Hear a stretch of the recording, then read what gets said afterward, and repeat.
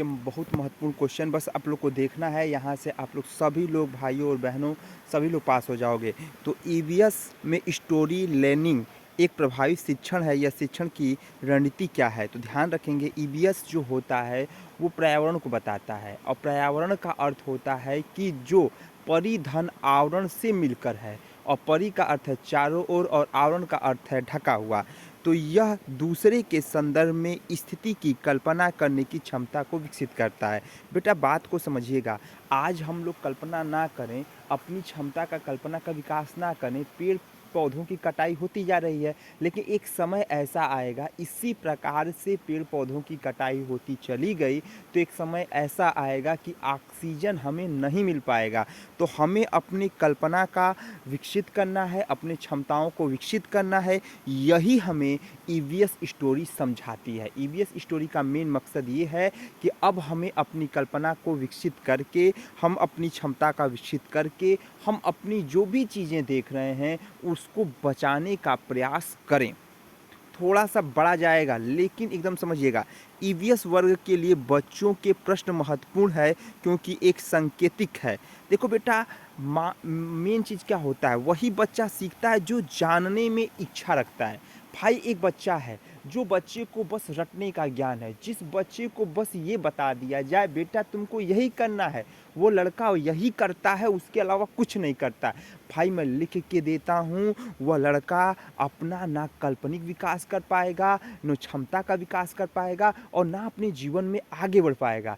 इसीलिए कभी कभी बच्चों को समस्या जब आए ना, तो बच्चों को छोड़ दो, वह अपना हल खुद ढूंढ लेगा, तो वह जान भी लेगा। तो यह आंसर ये होगा, बच्चों को क्या जानना चाहिए? बच्चों को ये जानना चाहिए कि वो संकेत क्या कर रहा है। भाई एक चीज़ बताओ आप, ऐसे संकेत किया रहता है एरो ऊपर, तो वो आदमी ऊपर जाता है, एरो नीचे डाउन आता है, एरो लेफ्ट लेफ्ट जाता है, एरो राइट राइट जाता है। तो वो जानेगा तभी तो, जब तक जानने का क्षमता नहीं रखेगा तब तक वो विकसित नहीं हो पाएगा। कहने का अर्थ ये है मेरे प्यारे बच्चों, कि हमें कोई भी बच्चा है, कोई भी बालक है, कोई भी बालिका है, उसको ऐसे पढ़ाना है कि वो पहले पूर्व ज्ञान को नए ज्ञान से जोड़े और वो जानने की इच्छा को विकसित करे। मैं बार बार कह रहा हूँ, बस मेरे क्लास को देखो, मेरे समझो, बात को सुनो, पास हो जाओगे। ईवीएस के पीछे की विचारधारा अरबिंदो और गांधी जैसे शैक्षिक विचारों के दर्शन के साथ मेल खाती है। जैसे ईवीएस बच्चों का एक समग्र विकास, बच्चों का जो भी विकास हो एकदम समग्र हो, विकसित विकास हो, ऐसा विकास हो कि बच्चा अपनी कल्पना का खुद ही विकास कर ले। भाई बच्चे को कोई बात बताने की ज़रूरत नहीं है। कहने का अर्थ ये है, ईवीएस क्या है? ईवीएस यही है कि अपनी जो भी चीज़ें हैं, पीछे की चीज़ें हैं, आगे की चीज़ें हैं, अवधारणा है, शक्ति है, संदर्भ है, प्रसंग है, जो भी है, मूर्त ज्ञान है, सब चीज़ों को विकसित कर दे और उस ज्ञान को विकसित करके आगे बढ़ने का चेष्टा करे। यही ईवीएस है।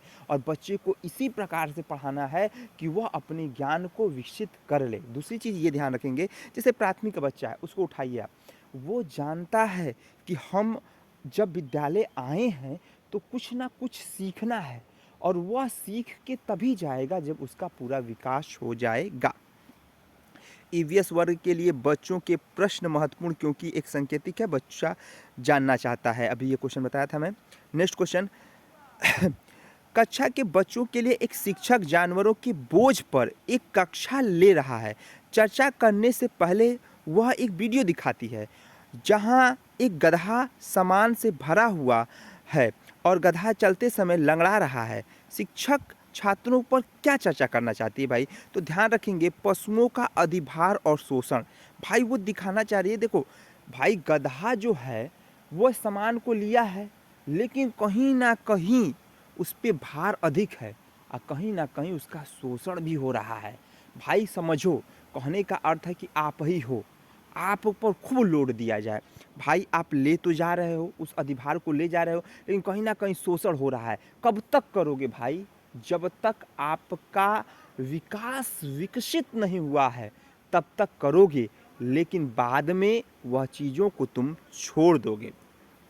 एक शिक्षिका अपने कक्षा को पीटी के बारे में पढ़ाते हुए वह कई उदाहरण देकर पाठ शुरू करती है और छात्रों से उन विशेषताओं को खोजने के लिए कहती है जो उनके पास थी। वह उपयोगिता है, वो प्रेरक है। शिक्षक क्या है? एक प्रेरक है भाई। हम क्या हैं? आपको प्रेरणा दे रहे हैं। अब आप कितना सीख रहे हो, आप अपनी क्षमता का विकास किस प्रकार कर रहे हो, आप किस प्रकार एब्जॉर्ब कर रहे हो, वो तो आप पे डिपेंड करता है। This is the very important point.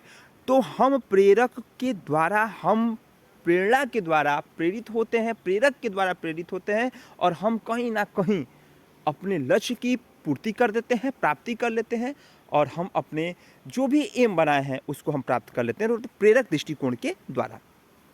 चीज़ों को, पूरा वीडियो को सुनिए, ऑडियो को सुनिए। हम कह रहे हैं 100% पास हो जाओगे मेरे प्यारे दोस्त। और भाई प्लीज़, बहुत मेहनत से बनाता हूँ, शेयर करो। 10 क्वेश्चन पढ़ाऊंगा लेकिन 10 में 10 भी फंसेंगे। मानचित्र को पढ़ाने के लिए आवश्यक कौशल में शामिल है। भाई हम मानचित्र पढ़ा रहे हैं, भाई बात को समझिएगा, चीज़ों को पॉइंट नोट करते रहिए कॉपी में। हम मानचित्र पढ़ा रहे हैं। मानचित्र कैसे पढ़ाते हैं? आपने कहा सर गुप्ता जी की दुकान कहाँ है? मैंने कहा यार कुछ मत करो, तुम सामने खड़े हो जाओ, सामने देखो, एकदम सामने देखो, 5 मीटर की दूरी पर गुप्ता जी की दुकान है। हमने बताया स्थान यादव जी की दुकान के बगल में है। हमने बताया कि दाहिने ओर है। हमने बताया पूरब में है। भाई पकड़ लिए तुमने। मानचित्र यही बताता है मेरे प्यारे दोस्त। मानचित्र यही बताता है कि स्थान बताता है, दिशा बताता है, दूरी बताता है और स्थिति बताता है। यही मानचित्र बताता है, और कुछ मानचित्र बताता नहीं है मेरे प्यारे दोस्तों।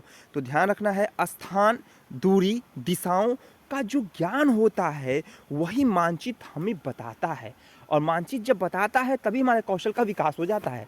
और जहाँ कौशल का विकास हुआ हम आगे बढ़े और हमने अपने काम को पूरा कर लिया। कहने का अर्थ यह है कि जब हम स्थान, दूरी, दिशा को नहीं समझेंगे तब तक हमारा ज्ञान भी विकसित नहीं होगा। क्लियर है? नेक्स्ट क्वेश्चन, असाइनमेंट के बारे में निम्नलिखित में से कौन सा कथन सही है? भाई असाइनमेंट क्या है पहले तो ये जानेंगे। आप लोग कहते हो ये कर लीजिए, वो कर लीजिए, असाइनमेंट क्या है तो जानेंगे। भाई बच्चा ने, अध्यापक ने बच्चे को दे दिया ये करके आओ। अब बच्चा गया घर पे, कहा मम्मी ये कर दीजिए, मम्मी ने कर दिया। क्या बच्चे को जानकारी हुई? नहीं हुई। भाई मैं बार बार कह रहा हूँ, पूरा वीडियो देखिए, ऑडियो को सुनिए, 100% सभी क्वेश्चन यहीं से फंसेंगे। तो हमें क्या करना है? बच्चे को जागरूक करना है। बच्चे से कहो कि खुद करो, गलत करो सही करो, खुद करो। देखो बच्चा सीख जाता है कि नहीं सीख जाता है। जहाँ स्वयं प्रेरित होकर, स्वयं प्रेरणा लेकर वह सीखने लगे या सीखने की कोशिश कर ले, वहीं पे उसका निर्माण हो जाएगा। और वह निर्माण स्पष्टता के रूप में निर्माण होगा और वह निर्माण कहीं ना कहीं लक्ष्य की प्राप्ति के लिए होगा। तो असाइनमेंट शिक्षकों की जानकारी हासिल करने के लिए, स्वयं के विचारों का निर्माण करने के लिए उन्हें स्पष्ट अवसर प्रदान करना चाहिए। या अध्यापक हो तो उसको भी खुद करना चाहिए, या छात्र हो खुद करना चाहिए, या परिवार वाला हो खुद करना चाहिए। जब खुद करेगा तो सीख लेगा। एबीएस कक्षा में सरल प्रयोग और प्रदर्शन के लिए किया जा सकता है। तो छात्रों को अपने दम पर सीखने और कौशल को अच्छा करना, वही क्वेश्चन है भाई। जब अपने दम से सीखेंगे, अपने हिसाब से सीखेंगे, अपने कौशल का विकास करेंगे तो हमारा क्षमता का विकास हो जाएगा। कहने का अर्थ ये है, जैसे मान लीजिए कोई प्राथमिक का बच्चा है, मैंने कहा तुम साड़ी का किनारा बनाओ, वह साड़ी का किनारा वो अपने घर वालों से बनवा के आ जाता है, उसका कौशल का विकास नहीं होगा मेरे प्यारे दोस्तों। लेकिन वही वह साड़ी का किनारा अपने बनाता है, अपने सीखता है, अपने प्रेरणा प्राप्त करता है, देखो उसका कौशल का विकास हो जाएगा। प्राथमिक स्तर पर मूल्यांकन में शामिल होना चाहिए। तो अभिभावकों को निरंतर अवलोकन, भाई मूल्यांकन क्या? मूल्यों के आकलन करने को मूल्यांकन कहते हैं। भाई अवलोकन होगा, पता चलेगा बच्चा कहाँ तक पहुँचा है और कहाँ तक पहुँचना है और कहाँ तक और पहुँच सकता है, वही अवलोकन है। और यह अभिभावक और अध्यापक की दोनों के बीच में निरंतर, दोनों के प्रयास से होना चाहिए, तभी जाके बच्चा सीखेगा, अन्यथा बच्चा सीख नहीं पाएगा। जब तक उनके निरंतर प्रयास नहीं होगा, जब तक अवलोकन नहीं होगा, वो निरंतर प्रयास नहीं करते रहेंगे, तब तक वह बालक सीख नहीं पाएगा। ईबीएस शिक्षक के रूप में आप छात्रों को चिड़ियाघर ले जाना चाहते हैं, ये योजना किस गतिविधि की अनुमति नहीं है? देखो है में क्या होगा, बच्चा देखेगा, चिड़िया देखेगा, बाघ देखेगा, तस्वीर देखेगा, भावुकता होगा, ड्राइंग बनाएगा, ड्राइंग की किताब में देखा रहेगा, और जब वो सामने देखेगा ये भालू है, ये हाथी है, ये चिड़िया है, ये है, जानेगा। जानवरों को विभिन्न चीज़ों को खिलाएगा तो उसके बारे में भी जानेगा कि नहीं यार ये तो ये चीज़ खाता है, ये तो ये खाता है। तो ये तो चीज़ें ये हो गई जो अनुमति देता है, लेकिन अनुमति नहीं देता है चिड़ियाघर में जानवरों के लिए बहुत सारा खाना साथ में लेके जाए। ये नहीं उचित है मेरे प्यारे दोस्तों कि खूब सारा खाना लेके जाएं और बस उसको खिलाएं। भाई हम नहीं खिला सकते हैं, क्योंकि सारा खाना ले भी जाते हैं तो जो चिड़ियाघर में रहता है उसको दे देंगे। बात को समझिएगा, क्योंकि हम खिलाते हैं, बच्चा खिलाता है तो उससे जानवर मार सकता है या दिक्कत हो सकती है। बीज अंकुर की अवधारणा को सबसे अच्छे तरीके से क्या बताया गया? तो बीज बोने के लिए बताएं, पहले बीज का चित्र बना दें, बताएं कि ये मूली का बीज है, ये गाजर का बीज है, वो अंकुरित करके भी बताया जा सकता है, उसको चित्र के माध्यम से बताया जाता है। मतलब विभिन्न चित्रों के द्वारा, बोने की विभिन्न प्रक्रियाओं के द्वारा, या विभिन्न चरणों के माध्यम से जो समझा दें मेरे प्यारे दोस्तों, यही आंसर एकदम सही होगा। जब हम बच्चों को सिखा रहे हैं तो बच्चों को समझाएं कि उसका चित्र ऐसा बनेगा। वो जब चित्र बनाए तो बताएं कि ये पहले चरण में था, ये दूसरे चरण में जाएगा, ये तीसरे चरण में जाएगा, तो वो धीरे धीरे समझेगा और समझ के अवलोकन कर लेगा, अवलोकन करके वो चीज़ों को जान लेगा।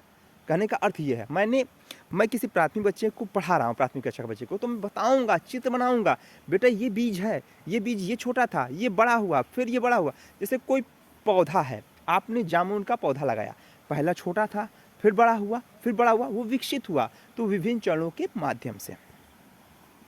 ईबीएस पाठ्यपुस्तक में रेलवे टिकट का नमूना दिखाने का विचार, तो वास्तविक जानकारी के साथ बातचीत करने के लिए अवलोकन के कौशल को विकसित करने का अवसर देना। भाई पूछ सकता है कि आप टिकट में क्या क्या देख सकते हैं, तो कि टिकट में आप देखते हैं कि कहाँ से कहाँ तक जाना है, किस डेट को जाना है, आप किस कोच में बैठ रहे हैं, और ये चीज़ों को जब बता रहे हैं तो उससे अवसर प्रदान हो रहा है, समझ रहा है और उसका दिमाग विकसित हो रहा है। एक प्राथमिक शिक्षक बच्चों के साथ ईवीएस कक्षा में विभिन्न फसलों के त्योहारों पर चर्चा कर रहा है, उसकी मदद करेगा। तो त्योहारों के बारे में जानकारी दे और उसमें कटाई गई विभिन्न चीज़ों के बारे में जानकारी दे, समझाए कि हमें त्यौहार क्यों अच्छे हैं, उस समय क्या चीज़ मनाया जाता है, कैसे मनाया जाता है। मान लीजिए दिवाली के बारे में हम बता रहे हैं, तो दिवाली में बताते हैं कि राम जी हमारे आए तो दिया जलाया गया, तो ये चीज़ें क्या हो, उसको जोड़ के बताया जाएगा, तो वो धीरे धीरे चीज़ों को समझ जाएगा। तो ये रहा आज का वीडियो, और ईबीएस में ये 18-20 क्वेश्चन रामबाण बनेंगे। हम कह रहे हैं 10 क्वेश्चन फंस रहे हैं मेरे प्यारे दोस्तों। तो प्लीज़ 2 वीडियो और आएगा, ईबीएस का शिक्षण खत्म हो जाएगा। तो बताइएगा कैसा लगा वीडियो। आज के लिए बस हर हर महादेव, जय हिंद, जय भारत।